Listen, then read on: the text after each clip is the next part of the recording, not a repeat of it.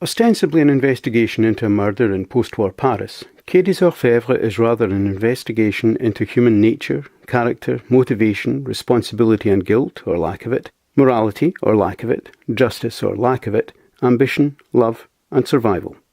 While the immediate context is post-war Paris and a murder in a fairly seedy and run-down area littered with entertainers trying to make a living and underworld figures also trying to survive, the broader thematic context is in fact far more telling. Film noir is a term often used to define detective thrillers which challenge or flaunt the traditional view of morality and right and wrong. However, this film is part of a much broader challenge to the traditional view of the fabric of society, existentialism. And Clouzot's film certainly contains many observations on relationships, human nature and responsibility which entitle it to be considered an existential work. We're not dealing with high-minded social values in this film. The police are less concerned with justice than with simply solving another case. There is little or no regret or outrage over the murder of Brignon. He is considered a dirty old man by both the public and police investigating his death, and who may even have deserved his premature end. Characters do what they can to survive and remain fairly detached from the murder and the subsequent investigation, feeling little remorse or involvement. Jenny Lamour is an ambitious but small-time singer and entertainer who is clearly willing to use her feminine charms to flirt and manipulate her way to success. She is knowing and uses flattery to play on men's weaknesses, but she discovers she cannot cross a line. She treats life and her career rather like a game or a performance, willing to use a variety of tactics to succeed, but is unwilling in the end to do any real harm to achieve success.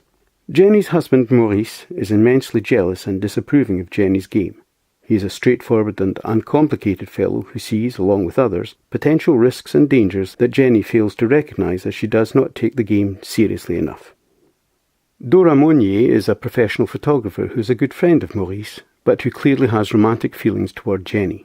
Dora does occasional work for Brignon, a dubious character who has many suspicious business interests and who has a liking for semi-pornographic photos of young ladies, photos taken by Dora. Jenny sees Brignon's connections as a means to furthering her career, while Brignon clearly hopes to gain his own advantages from working with Jenny. Understanding Brignon's intentions, Jenny's husband Maurice warns Brignon off, threatening him in the process.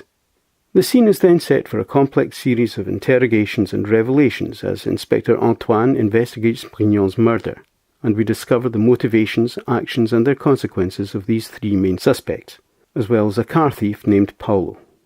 As they are questioned, we see that none of the various characters is keen to inform on the others, accentuating the existential point that each person is entitled to their freedom to act as they wish, provided they do not infringe the freedom or rights of others. Even Brignon, though considered low and unpleasant, is entitled to act as he wishes if others are willing to go along with his schemes. To inform would be to contribute to judgment and perhaps condemnation, something all appear keen to avoid. Having said that, the main characters' stories are all interconnected as each character acts to help or protect another, and the truth would only cause harm to the one they love or care for. The objective truth, and therefore responsibility or guilt, is barely recognised or even considered as each character shields another. Love and friendship then count for considerably more than morality and fact. People simply try to get by or survive in this world. Many of those we encounter belong to the world of the theatre or entertainment. Actors who set out to please or appeal to people in order to make a living or get by. Could this be extended to include other members of the community? Do we not all try to please others in order to get by, whether in our everyday jobs or in our lives in general? Another group of people focused upon are the numerous shady underworld characters, people who reject society's laws and mores to live by their own wits and skills. All appear to be following their natures to do the best they can to survive, using the character and skills with which they were born. Everyone is innocent and guilty. No one is seen as outright evil, but each may be open to human weakness, vanity, or emotion, all of which cloud reason and clarity of mind, leading to muddled or confused acts which they may regret. In any case, there is no recourse to God, morality, right and wrong, or even plain truth. All are willing to twist stories to suit their own ends. Sometimes as a result of this, there appears to be a global dislike and distrust of the police who seek to identify criminals and bring them to justice. Not that the police themselves appear devoted to the ideal of justice. Antoine thinks little of the murder victim, but pursues the murderer anyway as he wades through complex layers of lies, deceit, and protection. Although hardly fulfilled by his job, he has not been promoted because he has a big mouth and is unwilling to go along with superiors merely in order to gain advancement, thus displaying the socially unpopular trait of independent thought. Antoine persists in seeking the truth. Perhaps he also is merely following his nature and is doing what he needs to do to survive. Everyone is connected as lives and events cross one another and impact on one another, usually because of emotion and humanity.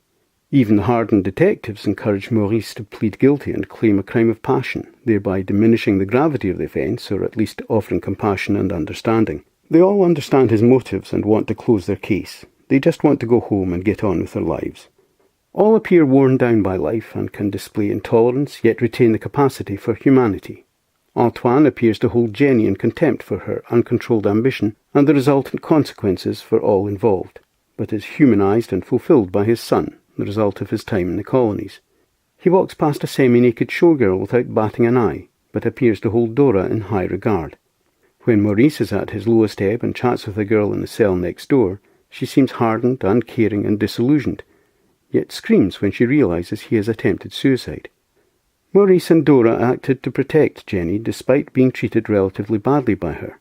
We are all capable of acts of humanity and kindness despite being worn down by life, but ultimately it is our humanity that motivates us, not thoughts of religion, morality or God.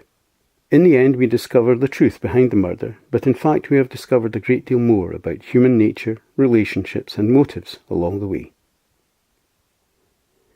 My thanks for taking the time to watch this video. I hope you found it of some value.